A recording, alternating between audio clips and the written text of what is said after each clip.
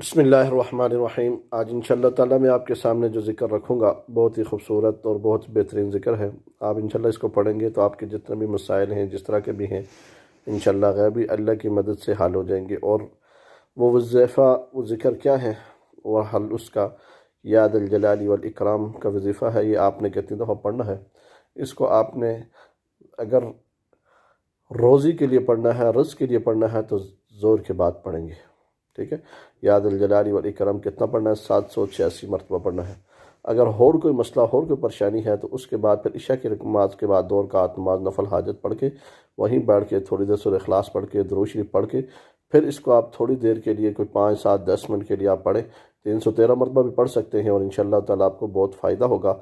जितने भी मेरे यूट्यूब चैनल देखने वाले हैं उनसे मेरी गुजारिश है मेरे चैनल को सब्सक्राइब शेयर लाइक ज़रूर करें। अल्लाह आपको हामी नासर हो।